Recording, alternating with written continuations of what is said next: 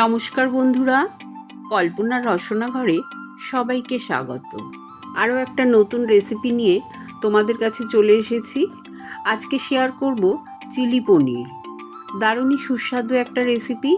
খুব সহজেই চিলি পনির বাড়িতে কিভাবে আমি বানাই সেই রেসিপি তোমাদের সাথে শেয়ার করব। চিলি পনির বানানোর জন্য পনির তো অবশ্যই লাগবে। আমি এখানে 500 গ্রাম পনির নিয়েছি। পনিরটাকে আমি কিউব করে কেটে নিয়েছি। আমি এটা ম্যারিনেট করব।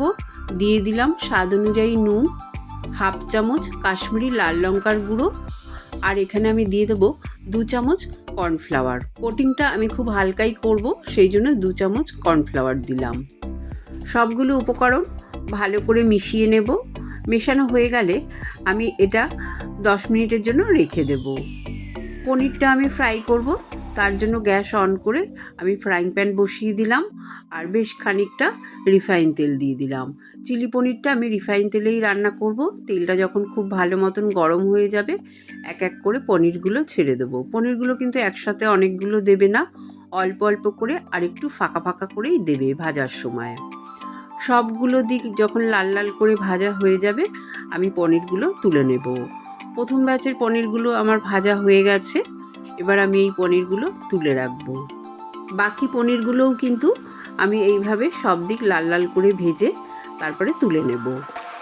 যেই পনিরগুলো আমার বাকি ছিল সেগুলো দিয়ে দিলাম। দিয়ে দেখো আমার এগুলো লাল করে ভাজা হয়ে গেছে, তুলে রেখে দিলাম।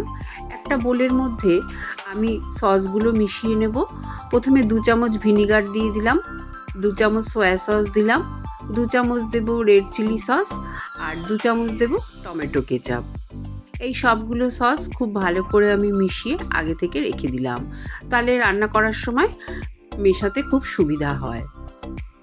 আর একটা বোল নিয়ে নেব, তার মধ্যে আমি দিয়ে দিলাম 1 চামচ কর্নফ্লাওয়ার আর অল্প জল। কর্নফ্লাওয়ার জলে গুলে রেখে দিলাম। এবার যেই তেলে আমি পনিরগুলো ভেজেছিলাম সেই তেলেই আমি দিয়ে দিলাম 1 চামচ রসুন বাটা।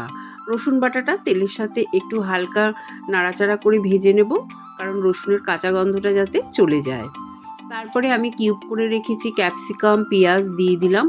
এগুলোও কিন্তু আমি হালকা একটু ভেজে নেব। আর এই সময় গ্যাসের ফ্লেমটাকে কিন্তু হাই ফ্লেমেই রাখতে হবে। তারপরে আমি দিয়ে দিলাম 6-7টা কুচানো কাঁচা লঙ্কা। ঝালটা কিন্তু তোমরা তোমাদের পছন্দ অনুযায়ী দেবে। আর দিয়ে দিলাম রেড বেল পেপার। এই সবগুলো দিয়ে হালকা একটু ভেজে নেব। তারপরে আমি যে সস মিশিয়ে রেখেছিলাম একটা বোলের মধ্যে সেই সসগুলো দিয়ে দিলাম।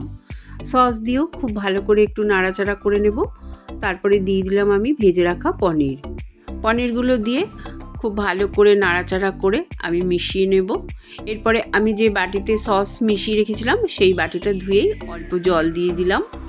আর দিয়ে দেবো এখানে স্বাদ অনুযায়ী নুন, হাফ চামচেরও কম চিনি দিয়ে দিলাম। চিনিটা তোমরা স্কিপ করতে পারো, কিন্তু দিলে স্বাদটা ব্যালেন্স হবে। হাফ চামচ গোলমরিচ গুঁড়ো দিয়ে দিলাম। আর আমি যে কর্নফ্লাওয়ার গুলে রেখেছিলাম জলের মধ্যে সেই জলটাও দিয়ে দিলাম।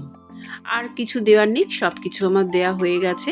আর গ্রেভিটা তোমরা যে যেমন পছন্দ করবে সেই অনুযায়ী জলটা দেবে। এই চিলি পনির একটু বেশ মাখা মাখা হলেই ভালো লাগে, সেই জন্য আমি আর জল দিলাম না। 5 মিনিট মিডিয়াম ফ্লেমে রান্না করে সবশেষে দিয়ে দিলাম স্প্রিং অনিয়ন। তারপরে গ্যাসের ফ্লেম বন্ধ করে দিলাম। আমার চিলি পনির একদম রেডি হয়ে গেছে। আর দেখেছো তো কতটা লোভনীয় হয়েছে দেখতে। এটা দেখতে যতটা লোভনীয় হয়েছে খেতেও কিন্তু ততটাই সুস্বাদু। ফ্রাইড রাইস, পোলাও, এমনকি লুচি পরোটার সাথেও কিন্তু খেতে ভীষণই ভালো লাগে। রেসিপিটা যদি ভালো লাগে কমেন্ট করে জানিও। আর চ্যানেলটাকে লাইক শেয়ার তো করবেই, নতুন বন্ধু হয়ে থাকলে সাবস্ক্রাইব করো। সুস্থ থেকো, ভালো থেকো। ধন্যবাদ।